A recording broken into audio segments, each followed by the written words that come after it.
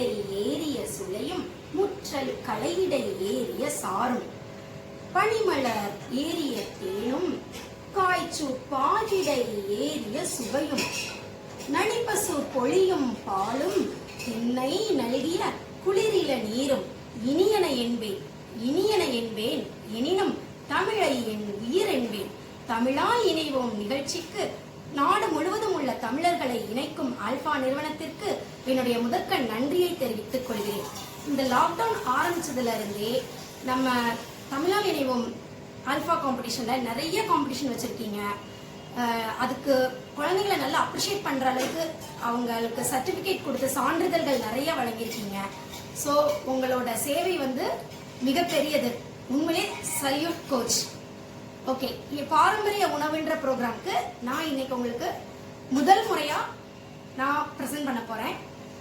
இது நம்ம இன்னைக்கு பாரம்பரிய உணவுன்னு காரைக்குடி ஸ்பெஷல் கவுனி அரிசி பண்ண போறோம். கவுனி அரிசி உடம்புக்கு ரொம்ப நல்லது.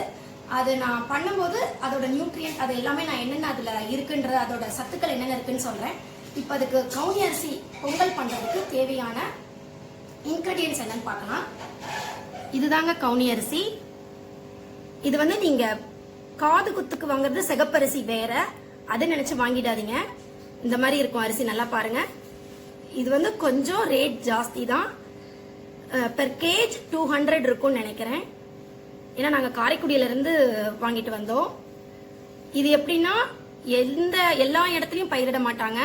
காரைக்குடியில அவங்க வயல் அந்த டைம் சும்மா இருக்கும்போது எல்லாம் அந்த விவசாயம்லாம் முடிஞ்சதுக்கு அப்புறம் நிலம் சும்மா இருக்கும் இல்லையா, அந்த டைம் இந்த அரிசியை அவங்க ஓனா பயிரிடுவாங்க. ஸோ பயிரிட்டு நான் கொஞ்சம் அந்த குருணை வரதெல்லாம் அவங்க வீட்டுக்கு எடுத்துட்டு நல்ல அரிசியெல்லாம் எக்ஸ்போர்ட் பண்ணுவாங்க. ஸோ இதுதான் கவுனி அரிசி. இதுக்கு தேவையான பொருள் கவுனி அரிசி 1 கப், சுகர் 1 கப். நீங்க ஒயிட் சுகர் ஆகாதுன்றவங்க டயபெட்டிக் உள்ள சுகர் கூட யூஸ் பண்ணிக்கலாம், அல்லது நாட்டு சக்கரை யூஸ் பண்ணிக்கலாம். எதுனாலும் நமக்கு நல்லது ஹெல்த்துக்கு. நான் இன்னைக்கு ஒயிட் சுகர் தான் யூஸ் பண்றேன். தேங்காய் துருவல், 2 ஏலக்காய், தேவையான அளவு நெய். இதாங்க தேவையான பொருட்கள். இதை என்ன பண்ணணும்னா நைட்டே கழுவிக்கு தண்ணியை கீழே ஊத்திட்டு நெக்ஸ்ட் குடிக்கிற தண்ணி நம்ம பாயில் பண்ணக்கூடிய தண்ணிய 1 கப்புக்கு 3 கப் வாட்டர், 1 கப் ரைஸ்க்கு 3 கப் வாட்டர் விதமா நம்ம ஒரு நாள் ஃபுல்லா ஊற வைக்கணும். நைட் ஒரு 9 மணிக்கு ஊற வச்சோம்னா மறுநாள் காலையில பண்ணலாம். ஈவினிங் பண்றதுன்னா மார்னிங் ஊற வைக்கணும். ஸோ எப்படி ஒரு 8 ஹவர்ஸ்க்கு மேல நமக்கு ஊறக்கூடிய டைம் எடுக்கணும் அந்த அரிசி, அப்பதான் நல்லா வேகும். ஸோ இப்போ எப்படி பண்ணலான்றது பார்க்கலாமா? நைட்டே ஊற வச்சுட்டேன். இதோட கொஞ்சம் 1 கப் ரைஸ்க்கு 1/2 கப் பாசிப்பருப்பு எடுத்துக்கலாம். ஏன்னா பொங்கலுக்கு நம்ம எப்படி பாசிப்பருப்பு ஆட் பண்ணுவோம், அந்த மாதிரி 1 கப்புக்கு 1/2 கப் பாசிப்பருப்பு ஊற வச்சுட்டு அதை குக்கர்ல எப்படி எடுத்துக்கிறோம். 1க்கு 3 கப் அளவுக்கு நான் தண்ணி ஊத்திடுறேன். இப்ப எனக்கு 1 டம்ளர் தான் தண்ணி இருக்கும். ஸோ இன்னும் 2 டம்ளர் நான் தண்ணி ஆட் பண்ண போறேன்.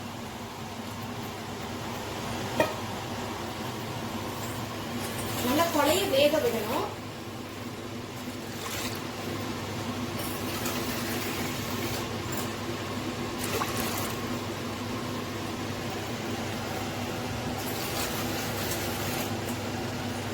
கொலைய வேக விடணும்னால நான் இன்னொரு டம்ளர் கூட தண்ணி ஆட் பண்ணிக்கிறேன்.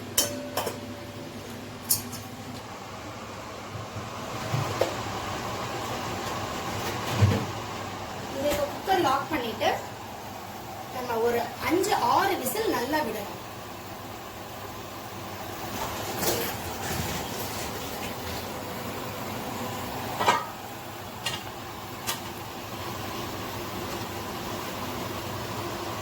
நல்லா கேஸ்கட் போட்டு எப்பயும் நீங்க எப்படி ரைஸ்லாம் வேக வைப்பீங்க அதே மாதிரி நல்லா 6 விசில்ல கூட விடலாம். நல்லா வேக விட்டு குழஞ்சதுக்கு அப்புறம் நெக்ஸ்ட் என்ன பண்ணணும்ன்றது பார்க்கலாம். இது ப்ரெஷர் போயிடுச்சுங்க. ஓப்பன் பண்றோம்.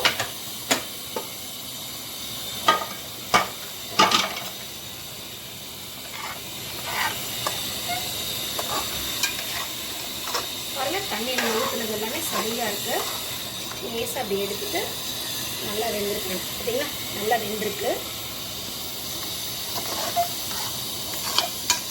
தண்ணி எக்ஸ்ட்ரா இருந்தாலும் ஒன்றும் பிரச்சனை இல்லை. கொஞ்ச நேரம் நம்ம சுகர் போட்டாலும் தண்ணி விடும். நல்லா ஒரு 15 மினிட்ஸ் அதை சிம்மில் வச்சு நம்ம ட்ரை பண்ணணும். இப்போ அகைன் அடுப்பு ஆன் பண்ணிவிட்டு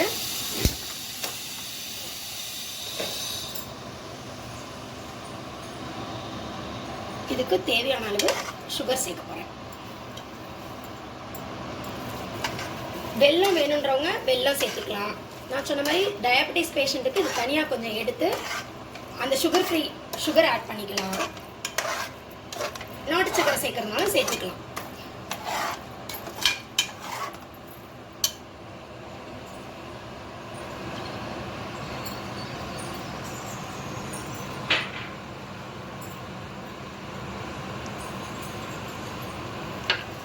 நான் இன்னைக்கு பொங்கல் பண்ணுறேன் இல்லைங்க. இதுவே ஸ்வீட் பண்ணாமல் கஞ்சியாக வச்சு சாப்பிட்லாம். இட்லி தோசைக்கு நீங்கள் நார்மல், ஆனால் இட்லி வந்து ரெட் கலரில் இருக்கும்.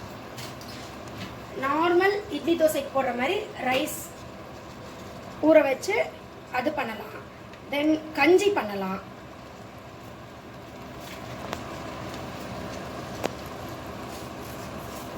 நாங்கள் கொஞ்சம் ஸ்வீட் அதிகமாக சேர்த்துக்கிறதுனால இன்னும் கொஞ்சம் நான் சுகர் ஆட் பண்ணிக்கிறேன். நமக்கு தேவையான அளவு சுகர் சேர்த்துக்கலாம்.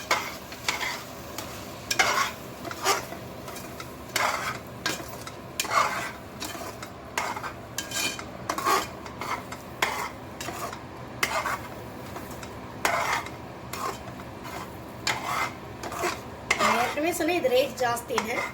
ரீசனபிளாக உங்களுக்கு இப்போ உடம்பு வெயிட்டை குறைக்கணும், இல்லை சுகர் பேஷண்ட்டா, தென் ஹார்ட் பேஷண்ட்டா, அவங்க எல்லாருமே கொஞ்சம் வாங்கி வச்சு வீக்லி 2 days சாதமாக நீங்கள் ஒயிட் ரைஸ்க்கு பதிலாக இதை ரெகுலர் மதிய ரைஸாகவே வச்சு கூட சாப்பிடலாம். சாதமாக வடித்து சாப்பிடலாம். ஆனால் என்ன நான் சொன்ன மாதிரி நல்லா 8 hours கிட்ட ஊற வச்சு, ஏன்னா இது கொஞ்சம் வேக லேட்டாகும், நல்லா குலைவாக விடணும். கஞ்சினா நீங்கள் மிக்சியில் 1-2 உடைச்சிட்டு அதுக்கப்புறம் நீங்கள் நல்லா விசில் விட்டுட்டு பெப்பர், பூண்டு, மிளகுத்தூள், உப்பு சேர்த்து நம்ம கஞ்சியாக வச்சு சாப்பிடலாம்.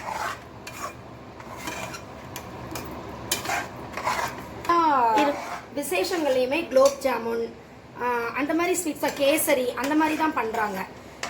பட் காரைக்குடி சைட் போனீங்கனாலே இந்த கவுனி அரிசி தான் வைப்பாங்க. ஃபங்க்ஷன் என்ன ஃபங்க்ஷனாக இருந்தாலும் சரி, ஏன்னா ஹெல்த்துக்கு ரொம்ப நல்லது. இப்போ தேங்காயை போட்டுடலாம். நான் துருவி வச்சிருக்கிறேன் தேங்காய். அதே மாதிரி நீங்கள் தேங்காய் திருவும் போதும் அந்த சிரட்டையிலேருந்து எண்டு வரைக்கும் திருவி போடாதீங்க. எப்பயுமே சில பேர் அந்த எண்டு வரைக்கும் நல்லா சுரண்டிட்டு தான் போடுவாங்க. அந்த மாதிரி போடக்கூடாது.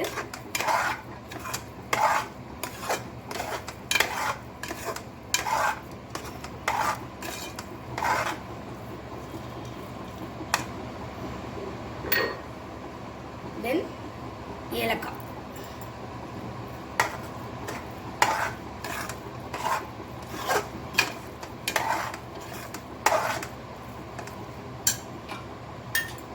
நெக்ஸ்ட் நெய் கொஞ்சம்.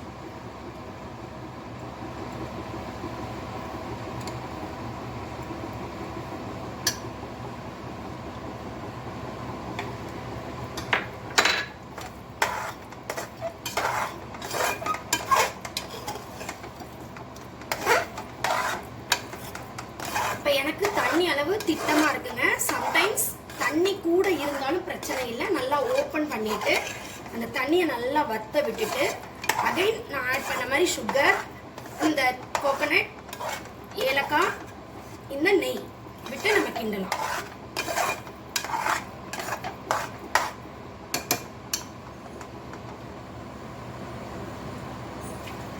இதை நான் சர்வ் பண்ணதுக்கப்புறம் இதில் என்னென்ன நியூட்ரியன்ட் இருக்குன்றத நான் உங்களுக்கு சொல்கிறேன்.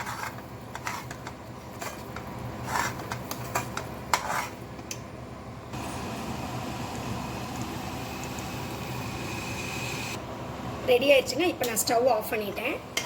நம்ம சர்வ் பண்ணலாம். நான் திருப்பி சொல்கிறேன், ஸ்வீட்ஸ்ன்னா பிள்ளைங்க சாப்பிடுவாங்க, ஸ்வீட் பண்ணலாம். உடம்பு சரியில்லாதவங்களுக்குன்னு இந்த அரிசியை யூஸ் பண்ணுறதுக்கு கஞ்சி நிறைய டைப்ஸ் இருக்குது.